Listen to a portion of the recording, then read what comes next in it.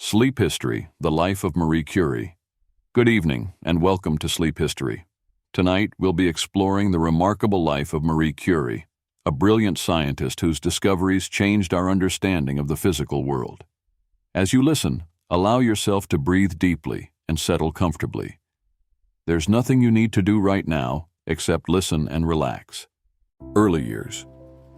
Marie Sklodowska was born on November 7, 1867, in Warsaw, Poland. Imagine a small apartment in the old city, where a baby girl was welcomed into the world by her parents, both educators who valued knowledge and learning.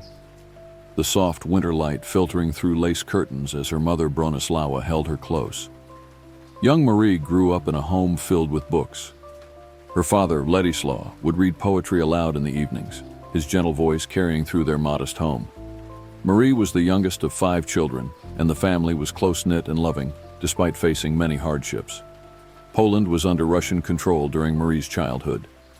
Polish language and culture were suppressed, creating a challenging environment for education. Yet Marie's parents instilled in her a love for learning that would follow her throughout her life, like a gentle stream flowing steadily onward. As a child, Marie was known for her remarkable memory and keen mind. She could absorb information easily, like a sponge soaking up water. Her days were filled with curiosity about the world around her. She would examine plants in the garden, watching how they grew day by day, observing the patterns of nature with patient eyes. Tragedy visited the family when Marie was only 10 years old. Her beloved mother passed away from tuberculosis. Imagine the soft sound of rain against windows as young Marie processed her grief, finding solace in her studies, in the constant, reliable patterns of mathematics and science. Despite the sadness that touched her childhood, Marie continued to excel academically. She graduated from secondary school with a gold medal, her achievements like gentle stars illuminating her path forward. The path to Paris. After completing her basic education, Marie faced a difficult reality. In Poland at that time, universities did not admit women, so Marie and her sister Bronislawa made a pact. Marie would work as a governess to support Bronislawa's medical studies in Paris. Then, Bronislawa would help Marie pursue her education. For several years, Marie worked patiently, teaching children in the countryside. Imagine the rhythm of those days, the soft morning light as she prepared lessons, the quiet afternoons spent reading scientific texts when her charges were napping, the gentle evenings writing letters to her sister. In 1891, at the age of 24, Marie finally made her way to Paris, traveling by train through the European countryside. Picture the rolling landscapes passing by her window, each mile bringing her closer to her dreams. She enrolled at the Sorbonne, one of Europe's most prestigious universities, where she would study physics and mathematics. Life in Paris was not easy for Marie. She lived in a small, cold attic apartment, often studying until late at night by candlelight. She had little money for food or heat. Sometimes she would grow faint with hunger while studying. But there was a quiet determination in her, like a candle flame that refuses to be extinguished. Despite these challenges, Marie excelled in her studies. Her professors were impressed by her intelligence and dedication. The lecture halls of the Sorbonne became her sanctuary, places where knowledge flowed like a gentle river, and Marie drank deeply from it. Meeting Pierre. In 1894, a mutual colleague introduced Marie to French physicist Pierre Curie. Their first meeting was simple, a conversation about scientific ideas in a colleague's laboratory. Little did they know that this encounter would change both their lives forever. Pierre was immediately impressed by Marie's brilliant mind. She, in turn, found in him a kindred spirit who respected her intellect. Their relationship blossomed slowly, like flowers gradually opening to the sun. They would take long walks together through the parks of Paris, discussing physics and their shared dreams of scientific discovery. After a year of friendship and growing affection, Pierre proposed marriage. Marie was hesitant at first, torn between her love for Pierre and her original plan to return to Poland after completing her studies. Imagine her sitting by the window of her small apartment, watching raindrops trace patterns on the glass as she contemplated her future. Eventually, Marie accepted Pierre's proposal. choosing love and scientific partnership. They were married in July 1895 in a simple ceremony. Their wedding was modest. Marie wore a practical blue outfit that she could wear in the laboratory afterward. They used the money they received as wedding gifts to purchase bicycles, which they would ride together through the French countryside on rare days away from their research. Their marriage was a true partnership of minds. Pierre and Marie respected each other deeply and supported each other's work. In the evenings, they would sit by lamplight, discussing their research findings in soft voices, sharing ideas as the stars appeared one by one in the Paris sky. The discovery of polonium and radium. In 1896, Henri Becquerel discovered that uranium salts emitted rays that could pass through solid matter. Marie was fascinated by this phenomenon and decided to make it the subject of her doctoral research. Imagine her in the laboratory, carefully handling uranium compounds, measuring their effects with delicate instruments, her movements precise and methodical. Marie soon discovered that another element, thorium, also emitted these mysterious rays. She coined the term radioactivity to describe this property. But there was something more, something unexpected that called to her scientific curiosity like a whisper from the unknown. Working with mineral samples in a converted shed behind the School of Physics, Marie noticed that some uranium ores were more radioactive than could be explained by their uranium content alone. This suggested the presence of unknown elements with even greater radioactive properties. Pierre set aside his own research to join Marie in this investigation. Together, they processed tons of pitchblende ore, a backbreaking task performed in difficult conditions. Picture them working side by side in their makeshift laboratory, a cold, leaky shed with an earthen floor. Their hands would grow raw from handling the ore, but they persisted with quiet determination. In July 1898, they announced the discovery of a new element, which Marie named polonium after her native Poland. Imagine the quiet pride she felt in honoring her homeland with this scientific legacy. Just a few months later, in December 1898, they announced the discovery of another new element, radium. The name came from the Latin word radius, meaning ray, reflecting the intense radioactivity of this new element. The work to isolate pure radium was immense. For 4 years, the Curies processed tons of pitchblende in their rudimentary laboratory. The process was like a slow, patient meditation, repeating the same careful steps again and again, distilling, crystallizing, watching, and waiting. Finally, in 1902, they succeeded in isolating 1/10 of a gram of pure radium chloride. When they presented this tiny amount to the scientific community, it was enough to change our understanding of matter forever. Recognition and tragedy. In 1903, Marie and Pierre Curie, along with Henri Becquerel, were awarded the Nobel Prize in Physics for their research on radiation. Marie became the first woman to win a Nobel Prize, a gentle milestone in the slow march toward equal recognition for women in science.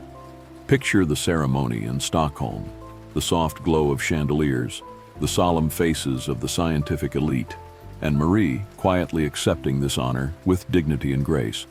In her acceptance speech, she emphasized the collaborative nature of scientific discovery, her voice soft but clear as she acknowledged those who had helped along the way.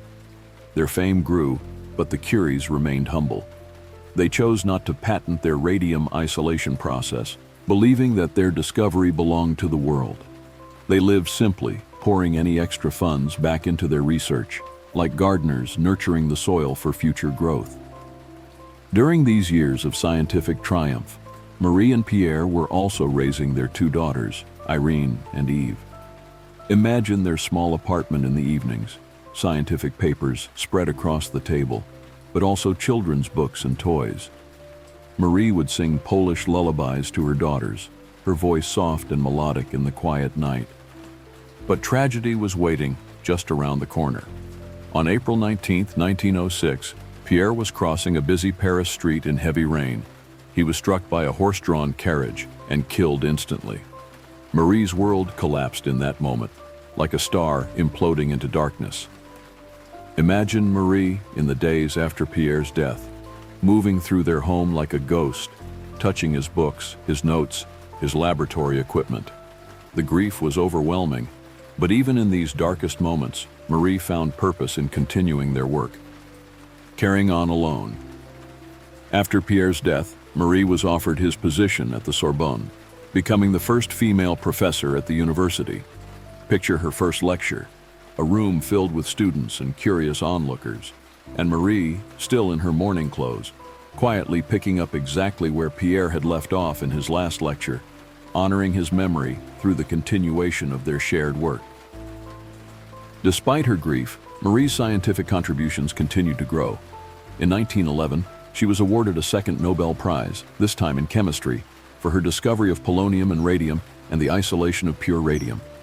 She became and remains to this day the only person to win Nobel Prizes in two different scientific fields. The years that followed brought both triumph and challenge. During World War I, Marie developed mobile X-ray units to help treat wounded soldiers on the battlefield. Imagine her driving through the war-torn French countryside, bringing this life-saving technology to field hospitals. Her determination, a quiet force amid the chaos of war. Marie trained women as X-ray technicians, creating a corps of 150 women who helped an estimated 1 million wounded soldiers. Her elder daughter, Irene, just 17 years old at the beginning of the war, worked alongside her mother, both of them bringing light to dark times. Later years and legacy. After the war, Marie continued her research at the Radium Institute in Paris, a center she had helped establish before the conflict. Her reputation had grown worldwide, and in 1921 she toured the United States, where American women presented her with 1 gram of radium for her research, worth $100,000 at the time. Picture Marie on that tour, quietly moving through elegant reception halls, speaking softly about the importance of scientific research, her simple black dress a contrast to the opulence around her. Despite her fame, she remained focused on her work, like a river that knows its course. Throughout these later years, Marie took great joy in working alongside her daughter Irene, who had followed in her mother's footsteps to become a scientist. They worked together in the laboratory, their movements in harmony, 2 generations of women advancing our understanding of radioactivity. What Marie didn't know, what no one fully understood at that time, was that the radioactive elements she had discovered and worked with for so many years were slowly damaging her health. The same elements that had illuminated her path were also shortening her journey. Marie Curie died on July 4, 1934, from aplastic anemia, likely caused by her long-term exposure to radiation. She was buried next to Pierre in the cemetery of Sceaux, just outside Paris. Imagine the summer day of her funeral, perhaps soft rain falling on umbrellas, or maybe gentle sunshine illuminating the flowers placed upon her grave, nature's quiet tribute to a life of discovery. Marie's scientific legacy continued through her daughter, Irene Joliot-Curie, who, along with her husband Frederick, discovered artificial radioactivity and won the Nobel Prize in Chemistry in 1935, just 1 year after Marie's death. The quiet torch of knowledge, passed from mother to daughter, continued to illuminate the world. In 1995, Marie and Pierre's remains were transferred to the Pantheon in Paris, an honor reserved for France's greatest citizens. Marie became the first woman to be honored with interment in the Pantheon based on her own achievements. The lasting impact. As you drift toward sleep, consider the quiet determination that defined Marie Curie's life. From a child in Russian-occupied Poland to a 2-time Nobel laureate, her journey was marked by persistence, curiosity, and courage. Marie's discoveries fundamentally changed our understanding of atomic structure and radioactivity. Her work led to developments in X-ray technology that have saved countless lives. The elements she discovered have applications in medicine, particularly in the treatment of cancer. Ironic, given that radiation ultimately took her own life. Beyond her scientific contributions, Marie Curie stands as a gentle beacon for women in science. She broke barriers not through loud proclamation, but through quiet excellence, through unwavering dedication to discovery and truth. As you feel yourself growing more relaxed, imagine Marie in her laboratory, carefully observing the soft blue glow of radium in a darkened room. Think of the patience it took to process tons of pitchblende to isolate 1/10 of a gram of radium. Consider how much of scientific discovery is not dramatic revelation, but patient observation, careful documentation, and persistent work. Marie once said, "One never notices what has been done, one can only see what remains to be done." This humble perspective guided her life's work. She never sought fame or recognition, only greater understanding of the natural world. As you drift into sleep, carry with you the image of Marie Curie's quiet determination. Like the steady glow of the elements she discovered, her legacy continues to illuminate our world, a gentle light that helps us see a little more clearly, understand a little more deeply. Rest now, knowing that the curiosity that drove Marie Curie is part of our shared human heritage. This desire to understand, to discover, to unveil the mysteries of our universe. Let this thought carry you gently into dreams, where perhaps you too will make discoveries of your own. Good night.